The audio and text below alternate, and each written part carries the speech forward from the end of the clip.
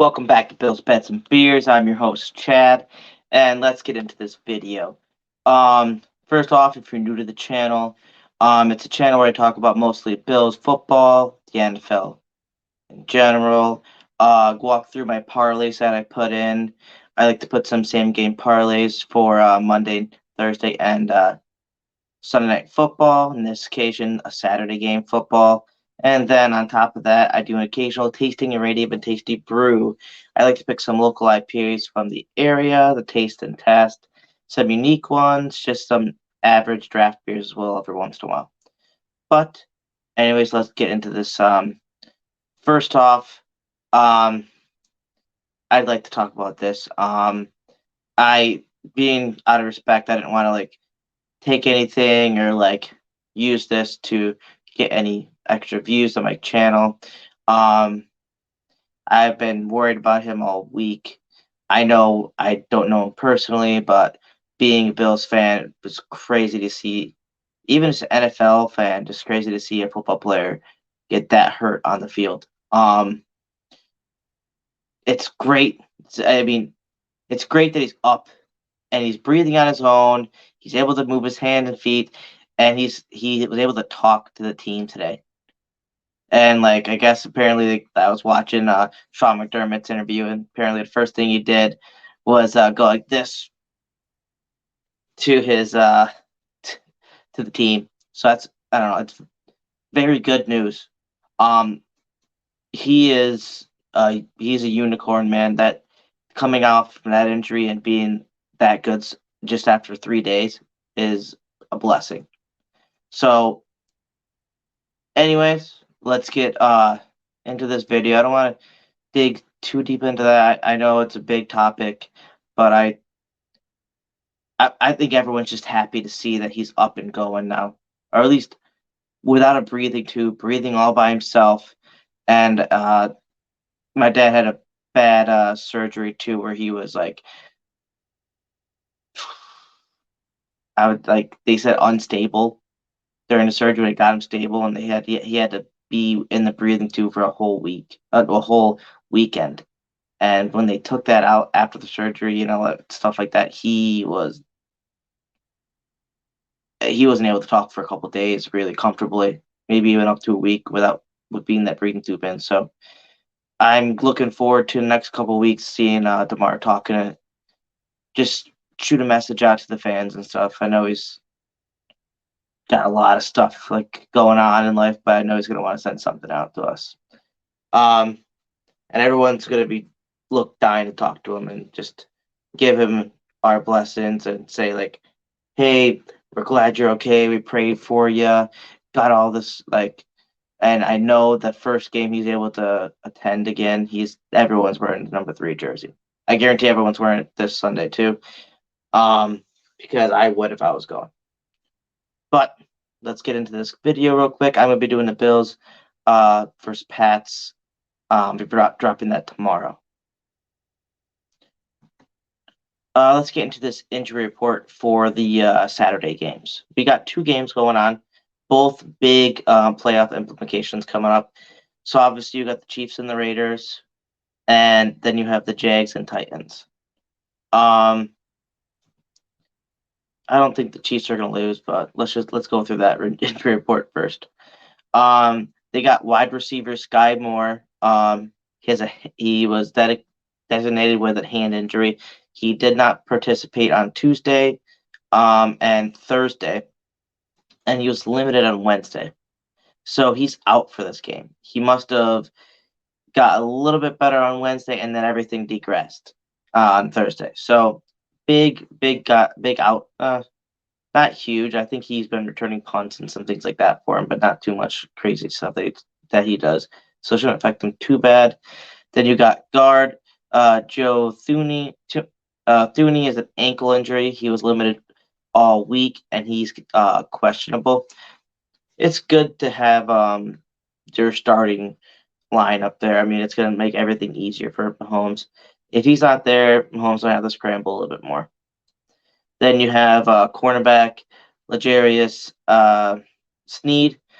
He has a hip injury. He did not participate on Tuesday, but he was limited Wednesday, Thursday. He's questionable, so something to look out for. Then you have kicker Harrison Butker, back injury. He did not participate on Wednesday and was limited on Thursday. Well, Tuesday, Wednesday he was limited, did not participate. Oh, Jesus, 1 second. Did not participate Wednesday and was limited on Thursday. Sorry, get my stuff mixed up here. So he's questionable. I haven't checked the reports today. I did all this stuff yesterday. I didn't have time to do it. I needed a video. So if I'm wrong, I apologize. I just haven't had a chance to go back and research. But that's it for the Chiefs. Not much going on there. I think the one worried about would be Harrison Butker and that Snead. I mean, he is one of the good corners. I mean, you wouldn't want him out, especially. I mean, I don't think Raiders are going to be doing much with Stidam out there. With Carr, maybe, but who knows? Maybe Stidam is going to come out like all the other rookies and ball the first week. Then let's go to the Raiders side. You have linebacker Darian Butler, concussion. He did not participate Tuesday, limited Wednesday, and Thursday he is out. Then you have running back Josh Jacobs. He has a hip oblique injury. He was limited on Tuesday and did not participate Wednesday, Thursday, and he's questionable. I'm guessing he got that limited practice in there, and then he just was a little sore and all that stuff. So apologize. He was just trying to save him from game day. I mean, granted, this game doesn't mean much for them, but I think they would like to beat the Chiefs. I think that's the big kicker right there. But yeah, let's go get into this Titans game. You have cornerback Devontae Harris. He has a hamstring injury. He did not participate all week, and he's out. That's for the Titans. That's gonna be big for them. And then you have cornerback Christian Fulton. He has a groin injury, limited practice all week. He's questionable. Groins can be pretty tricky. Obviously, you can rest them and not do as much, and as long as you do all the proper stuff, you can get a game in. But definitely something that you want to look into, because hamstrings injuries, if they keep getting worse and worse, they're going to be out for longer once they actually have to not repair it, but actually really rehab it. Then you have safety Amani Hooker. He has a knee injury. He was limited on Tuesday, Thursday, and did not practice on Thursday, and he's questionable. That worries him because you have 2 limited practices and then a DNP. So I'm not sure if I would see him playing or not. I feel like he regressed too much, and he might be out. Like I said, I didn't research today, so it could be in. I'm 100% sure. Then you have for the Jags, you have quarterback Trevor Lawrence. Toe, he did not participate Tuesday, limited through Wednesday, Thursday, questionable. You know he's playing. Let's not put that out there that he's not going to play. Then you have outside linebacker Trayvon Walker. He has an ankle injury. He was limited all week and is questionable. That's going to be big for the Jags, especially going up against the Titans that have had a good run game with Henry. And I think Henry's been going off as of late. Then you have running back Brandon Scarif. He has an ab/ankle injury. He did not participate on Tuesday and was limited Wednesday, Thursday. He's questionable too. They're going to need that protection up front, especially with that rookie quarterback. So they're going to want to see him out there if he can play. Then you have defensive end Fali Fedesky. I probably butchered that, but he has ankle injury. He was limited all week, and he's questionable. Then you have safety Rashawn Jenkins, shoulder, limited all week as well, and he's questionable. So these questionables for them, hopefully majority of them play. I'm guessing if they're getting limited all week, they've been dealing with some injuries not injuries, but just some like some pain that's been egging them. It's week 18. Everyone has some sort of like bump, bruise, something that doesn't feel right after the game, especially after 18 weeks. So they're probably just resting them as much as they can, giving them some limited participation because they already know the playbook, and you're not worried about that anymore. So definitely a couple things. Like Devontae Adams could go off against the Titans if all those cornerbacks and safeties out. Then on the other side, in the Jags, if their defense is like that, like if the outside linebacker and the defensive end's not in there, they're both starters, by the way. If they're both not in there, that's gonna be massive. And then same thing on the offense. Obviously, Lawrence is playing, but that right guard, if he's not playing, that's gonna be big for them too, because that means Josh Jacobs isn't gonna be able to go off as easy, and I think Stidham's going to be getting knocked on his ass lost by Chris Jones if he doesn't. But anyways, let's get into these bets real quick. I got this Chiefs Raiders 6-leg parlay. It's pretty simple. I got Darren Waller anytime touchdown, Isaiah Pacheco anytime touchdown, Darren Waller over 64.5 receiving yards. I think they're going to be focusing enough on Adams that he's going to be able to get some yards in the middle. And honestly, that defense has not been really. They let the Broncos beat up on them. They're just been letting a lot of bad teams do stuff that they shouldn't as of late. Then you got Jerick McKinnon over 49.5 receiving yards. He's been getting a lot of receiving yards. And I think if that guard isn't in there, which I think he's going to play, but if they're not able to get like a run game like going right away, they're gonna have to pass it, and I think he's gonna get at least probably 60 receiving yards. He's been getting around 50, and I think he's gonna surpass it this week. Then you have Isaiah Pacheco over 74.5 rushing yards. Like I said, Jerick McKinnon's gonna get the receiving portions of it, and Pacheco, he's gonna get the running. I think he's going to be able to rush good enough against this bad defense that they're both going to be able to go off. I don't think it's going to be anywhere close. But with the 9.5-point spread, I think it was 9.5 point last check, I took the Chiefs money line over the Raiders just to be safe. Like I said, I want to see them lose. I want to see Stidham shock the world and beat the Chiefs. But that's not a story that usually happens, so I'm not riding too much on that. Overall odds plus 13,000, and turns are $1 into 131 bucks. Good bang for your buck, literally. Then I have my Jags versus Titans 6-leg parlay. I'm gonna have another one after that where I did a split between the two. So for the Jags versus Jags versus Titans, I got Travis Etienne anytime touchdown. Then I got Treylon Burks anytime touchdown. I think Treylon Burks is going to be able to go get some. He got a touchdown last week. He's been getting a little bit more looks. And I think he's going to get some looks this week as well. And Travis Etienne is just obvious. He at least gets a touchdown a game, usually. And he gets a lot of presence, like a lot of time touching the ball, so it's just good to put your odds on him getting a touchdown. And I was surprised to see it was still plus 100. Everyone was in the plus when it came to touchdowns for this game, which was weird. Then I have Derrick Henry over 114.5 receiving yards. I mean, over 114.5 rushing yards.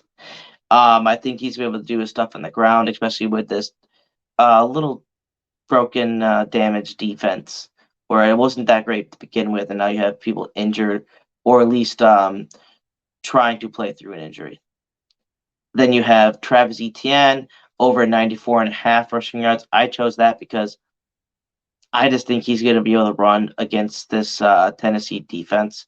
And they're going to need him to get going so they can get the wide receivers doing some stuff in the backfield, so they're not focused on them as much and focus more on stopping the run, which I think they're going to focus on anyways.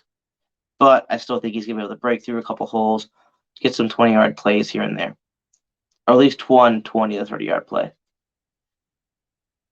And then you have Evan Ingram over 49.5 receiving yards. He's been doing very well with them as of late. He's been pretty quiet the past week or so, but I think this is going to be the week he comes back and shoots up towards 60, 70. So I went on the safe side and put 49.5. Then I got Jags money line over the Titans. Not getting too fancy here. Just putting it out there. Out at the cover line wasn't drastic, but I didn't like it, so I just took the money line. So overall odds is plus 20,000 at terms by $1 and to $201. Big bang for your buck, and it's good for your wallet when it hits. Then, last but not least, I got my Saturday game mix same game parlay. This one's interesting. I was like, you choose 3 per game, and you just put in the 2 same game parlays into one big same game parlay, and it boosts your odds pretty massively. I got Travis Etienne over 74.5 rushing yards. I went this route because I think Travis Etienne is going to get his yards. And I didn't touch it in the first time around. I said touchdown. Well, I said 94.5. So I'm giving myself 20 yards off, and I think he's going to be able to get at least 75 yards if he doesn't hit that 95-yard mark.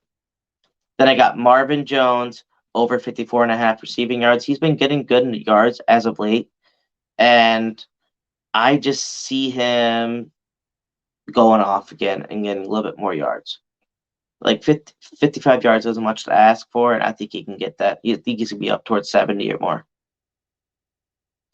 Then I got Chigoziem Okinawa,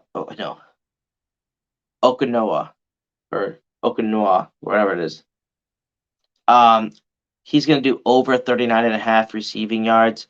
He's the tight end for the Titans, and he's been getting a lot of catches. I watched one of the Titans game a couple weeks ago, and you hear his name all the time. It was funny because that guy was saying his name all day the day before to say it correctly, and it played off because he said his name a lot. Then I have Devontae Adams over 104.5 receiving yards. Just went a little bit different approach there. Splitting off from Evan Ingram's and kind of just putting a big Devontae Adams in there because I think he's going to have that approach because I think they're going to try to stop the run in the beginning. Adams is going to start burning them down the field. They're going to have to not put as much resources towards stopping the run, and then Etienne's going to go off. First, that's my opinion. That's how I see the day going for them. Then I have Travis Kelce over 99.5 receiving yards. It's not much to say. This defense isn't the hottest, and I think that middle's going to be open for Kelce, and he's going to at least get 10 plus targets or even receptions. Then you have Evan Ingram over 49, and Then last but not least, I have Isaiah Pacheco over 54.5 rushing yards. I did the same thing that I did with Etienne earlier. I just took 20 yards off the first one, my other bet, and dropped it down. Because I think he's at least gets 55 yards. That's a guaranteed. So went a little bit safer. Overall odds are plus 27,500, and that turns my $1 into $276. All these are really good bang for your buck, and if you're putting $3 down and you win even one of these, you already added at least plus 127, even at the cheapest bet winning. But yeah, that's it for my parlays. Now I'm gonna go through some upcoming videos I got going on. I'm gonna be doing a Bills versus Patriots preview and same game parlay. I usually like to do them earlier in the week, but with the whole situation this week, I didn't want to be disrespectful and try to just put videos out and like mention him and try and get some more views. I wanted to take a little bit of a break, and it was a big mental thing. Even though, like I said, I don't know him personally, just seeing someone that's on your team and just playing football, get hurt like that was crazy. I just wasn't up to making videos and doing content personally. Then I have Week 18 Sunday games, prediction and same game parlays. Just going through all those, putting some parlays in for the week. A lot of big games coming up, so it's gonna be good. Then you have Bills versus Patriots post game reaction, post game recap. I might have my brother on because he is going to be up here, so I'm going to see if he wants to do a video because he's going to be at that game. I might, if I do that video, probably be on a Monday or Tuesday, probably a Monday night, and I'll see if I can get him after he gets home and do a video with him, or do it here after, depending when he gets back after the game. So that's going to be really it for that. Obviously, I'm going to be doing a little bit more. We'll know. Well, I'll probably do a playoff, the final playoff list reaction and recap of it, and see what I did correct, what I chose wrong from my last playoff picks. I think I did that in week 14 or 13. Falcons already screwed me there, so it doesn't matter. Anyways, let's get into the sponsor portion, and then I'll be letting you guys leave. You guys can leave when you want, but if you want to stick around, stick around. So I got my wife's Instagram page. It's Crochet with Elisha. That's Crochet, WITHELISHA. She does a lot of nice stuff. She does hats, mittens, gloves, cardigans, beanies, scarves, anything you could think of for the winter. She makes it. She makes it from literal tiny infants all the way up to the biggest adult you could think of. She basically just would need any measurements for certain clothes. She even makes bikini tops and bottoms, beer koozies, stuffed animals, anything you can think of. She can make. Just shoot her a pattern or an idea, and she could definitely make it for you. She'll just leave you some information in the chat when you message her, telling you about pricing and things like that. Then I got my buddy, Evan. He's got his own channel. He actually joined me on that Bengals versus Bills preview that we did last 2 Tuesdays ago. No, it was, yeah, 2 Tuesdays ago. But he does a lot of good content. He does he was doing a lot of NFL power rankings for all 32 teams for most of the weeks, and now he had slowed down and went more towards predicting playoffs and going through like who he thinks gonna make it in there and like what teams, if they're not making it in there, what they have to do to better themselves to be in the picture next year. Then he also has been playing a lot of Warzone 2.0. I think he's been playing some Mass Effect, or I forgot what it was, but he plays a lot of different types of games on there. You're never going to be like bored. He's been doing Madden franchise, everything like that. So you definitely would enjoy the content. In the chat, when people are going in there, it just gets a little wild. So definitely not super PG if you're trying to watch it. But yeah, that's really going to be it for me. Was nice getting some content out again. I'll be keeping up with what I thought there was a Thursday game this week, so I was gonna drop this earlier, but I was like, well, I guess not. But surprise, surprise, I'm already at my 59th video. Not counting shorts, so it's been a wild ride, and I'm happy I just keep doing this because it's nice little therapy just to kind of talk football, even though I'm not talking to anyone else. But I do that enough with my friends, so it's nice to push stuff out. But that's gonna be it for me. Go Bills, and thank you for all the NFL fans that aren't even Bills fans that put your thoughts and prayers towards Hamlin, because I mean he definitely needed it, and it definitely helped him out. I mean, I think he's just a unicorn, like healthy wise. But thank you for everyone that's not Bills Mafia for putting prayers out there, and it was crazy to see everyone as a whole in the NFL come together for a moment like that. But that's it. Go Bills, beat the Pats.